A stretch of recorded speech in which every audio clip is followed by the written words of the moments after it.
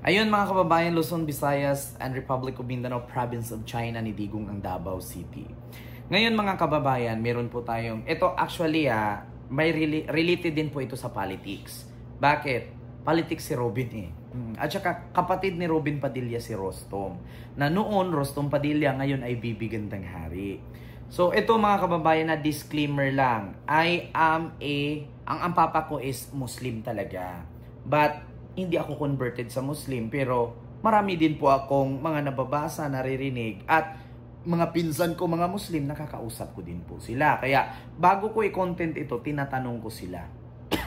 Ngayon, pag-usapan natin itong patungkol sa pagsuot ni Rostom Padilla or ni Bibi Gandang Hari ngayon na pangalan niya ng jihab. Na kung saan ang jihab kasi ay ginagamit yan ng mga kababaihang Muslim para mapagtakpan ang kanilang buhok, ang kanilang lieg, balikat, at pisngi lang ang nakikita.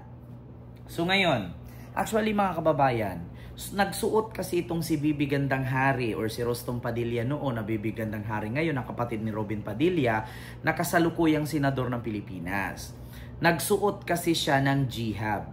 Ibig sabihin ng jihab, kung nakita nyo po sa picture, yan po yung parang sinuot ni Mama Mary, no? At kung sa mga hindi nakakaalam, si Mama Mary, di ba mahilig magsuot ng ganon? Si Magdalena, yung mga ganon. Yan yung mga sinusuot ng mga Arab women. At mga Jewish people. Ganyan, sinusuot nila. Actually, lahat ng Arab country, sumusuot ng ganyan, ang mga Arab women. Ngayon, first time ko kasing nakarinig dito. Actually, eto speaking, ang mga Muslim or relihiyong Islam, pag sinabi nating bakla is haram.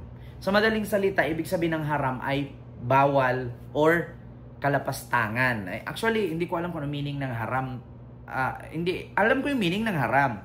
Pero hindi ko alam paano siya i-explain. Marami kasing matters yan eh. Pag sinabi nating haram, bawal. Pag sinabi nating haram, hindi pwede. Or basta may ganun. Speaking of haram, basta bawal. So ngayon, yung pagsuot kasi ni Rostom or ni Bibi Gandang Hari ng jihab sa loob ng moske ay pinuna ito ng mga kapatid nating Islam. Ngayon, Ken, may tanong ko lang. Ang pagsuot ba ng jihab ng transgender ay pwede ba? Actually kasi sa pag-aaral at sa pagtatanong ko sa mga pinsan ko and then sa pagre-research ko na rin kasi anong kwenta ng Google kung hindi natin gagamitin, no? So, bawal po talaga ang pagsuot ng jihab sa mga kalalakihan. Kasi sinuot lang po ito ng mga babae na Muslim. Ngunit, pagdating kasi kay Rostom, siya kasi ay transgender woman. Actually, sa modernong panahon, sa panahon natin ngayon, no, in modern world, pwede nang magsuot. Ngunit, hindi lahat ay sinasang-ayunan ng mga Muslim kasi insulto po ito. Ang may karapatan lang magsuot ng jihab ay yung talagang totoong babae. Pero pag nagsuot ka, si transgender ka, nagsuot ka ng ganyan, insulto po yan sa mga kababaihang Muslim. Ngunit, okay lang po ito kung suotin mo kung nasa bahay ka lang, o kung kapatid mo Muslim, ikaw Muslim. Pero actually talaga, ang bakla is haram. Bawal sa relihiyong Islam ang bakla. Maliban na lang kung tanggap ka ng pamilya mo, pero bawal po talaga. Bawal. Bawal na nga ang bakla eh. Magsuot ka pa ng jihab. So, malaking ka-insulto po yun. Actually, ngayon in modern world, tanggap na natin yan. Ang Islam kasi, bawal sa kanila yung mga ganyan. Sa Katolik naman kasi, bawal din naman yung mga transgender kasi ayon nga sa utos at sa loob ng Biblia, walang bakla. Kaya kung naalala nyo noon, sa Bible, magbe-base tayo sa Bible, kung naalala nyo yung pamilya ni Lot, kita niyo pamilya ni Lot na inulan ng asupre ang isang syudad dahil sa pakikipagtalik ng lalaki sa kapwa lalaki hanggang sa nag-utos na nga ang Panginoon na nagpababa ng mga anghel na yung pati yung mga anghel ay nilalandi at binabastos ng mga kalalakihan sa lugar na yon, kaya inulan ng asupre. Kaya nag-utos ang Panginoon na bumaba kayo doon pakiusapan ninyo yung mga kalalakihan doon na ibawal nila yung gawaing ganyan kasi nga bawal yan, no? At yan ay haram. Ngunit hindi nakikinig ang mga tao doon, kaya isa sa kadahilanan na kinausap ng Panginoon ang pamilya ni Lot, kaya umalis sila na kapag kayo umalis, huwag na kayong lumingon kasi magiging asin kayo or magiging bato. Ang problema lang, yung asawa ni Lot na may pagkaaling marites din, lumingon, ayun, naging bato. So, yun po yun, may kwento kasi niyan in Bible, in Catholic Bible, na kung saan inulan ng asupre dahil sa ginagawang kalapastangan, no, ng mga kalalakihan doon sa may, correct me if I'm wrong, sa Sodoma ba yun? Ay, hindi siya Sodoma. Oo, so yun po ang nangyayari, mga kababayan. Kaya dito, marami pong pumuna kay Bibi Gandang Hari o kay Rostom sa pagsuot niya ng jihab.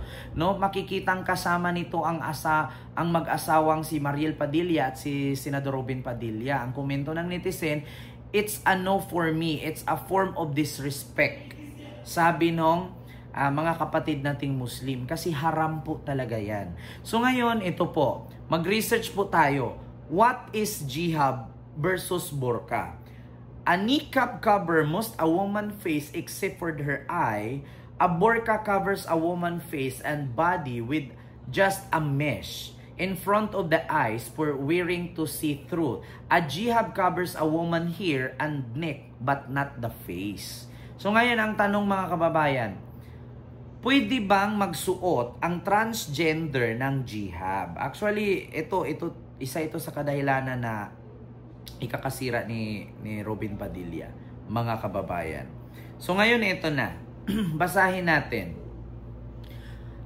Pwede bang magsuot ang mga transgender women katulad ni Rostom Padilla or ni Bibi Gandang Hari ng jihab? Ito, nag-research po ako. According to the majority interpretation of Islamic law, transgender identity and gender reassignment surgery are considered haram. Haram means forbidden. Ayan, by many traditional scholars. As it seems as altering God's creation. However, some prominent Islamic scholars have issued fatwas allowing for gender-affirming surgery in cases of severe gender dysphoria, citing the principle of necessity overriding prohibition. So yun po ang nakalagay. Ngayon, pwede bang magsuot ang transgender or tanggap ba ang transgender sa Muslim? Ito po. So nakalagay dito, yes, you can be Muslim and trans, many people are. Prophet Muhammad or Pibu himself accepted men known as mukannat or feminine men who we might in today's time. Sa ngayong panahon na to. Pero noon bawal. This time period viewed as trans or gay. The prophet wife Salama had a mukannat friend named Hit who was welcome in their home. So sa ngayong time, pero noon bawal. Ngayon, pwede ba maging Muslim ang transgender? Yes, you can be Muslim and trans. Many people are. So sabi nga, ngayon, a transgender person, regardless of their assigned sex as at birth, can choose to wear a jihab if they identify as female and wish to express their religious belief. Through this practice, the decision to wear a jihab is a personal one based on their individual gender identity and interpretation of Islamic teaching. Whether or not transgender person wears a jihab is entirely up to them and should be respected as a personal religious decision.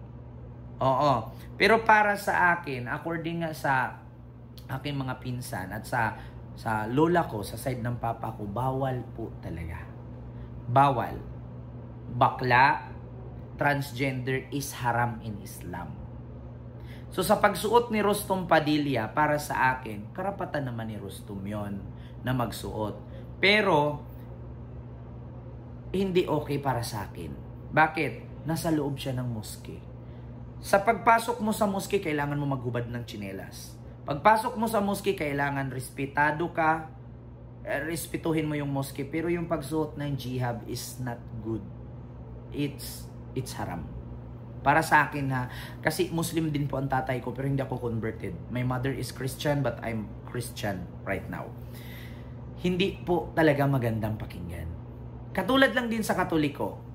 hindi lahat ng Katoliko natanggap ang pagiging bakla. Hindi lahat ng Katoliko tanggap ang same-sex marriage. Ganon din sa Islam.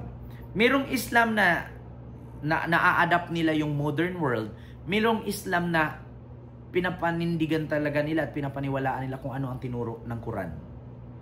So, haram po ang pagiging ganyan. So, meron nga tayong kasabihan mga kababayan na kung gusto mong respetuhin, unahin mo yung sarili mo para respetuhin ka ng iba. Diba? So, yun po, insulto po talaga. Para sa akin ha, insulto po talaga. Babae lang po talaga ang pwedeng magsuot niyan. Actually, lalaki pwede naman, pero iba sila. Hindi sila katulad ng design ng jihab ng babae. Sa mga lalaki pwede naman, pero hindi nakasara dito. Yung ginagamit pag nasa disyerto ka, balot. Yung katulad sa sinuot ni Jesus Christ, sinuot nila Muhammad, yung mga king and queen sa Saudi, mga ganun. Pero yung pag jihab-jihab tas lalaki ka, hindi po pwede. Pangit. Actually, may balita nga mga kababayan. May balita nga na isang transgender women na pumunta ng Malaysia, inaaresto siya. Ayan nakalagay dito, Malaysian News. Trans woman flees Malaysia after wearing jihab and being assaulted by police. Ayan, transgender businessman and social media personality fled to Australia after Malaysian authority charged her with insulting Islam and wearing women's clothing. So, bawal po talaga. Not all country ganun. Merong mga country ma-istrikto at merong actually, sa totoo lang, sa madaling salita, kabastusan po ang ginawa ni Bibi Gandang Hari or ni Rostom Padilla. Yun po yun. So, actually, hindi naman po bago sa atin yan. Si Robin nga, number 1 senador. Wala din namang nagawa sa bayan. Diba? Kaya sabi ko sa inyo, tayo bilang mga social media influencer, mga content creator, mga influencer, mga artista, mga politician, iwasan po talaga natin kasi actually buhay natin showbiz Buhay natin known. Kaya kunting mali natin, mapupuna ka, mabibira ka.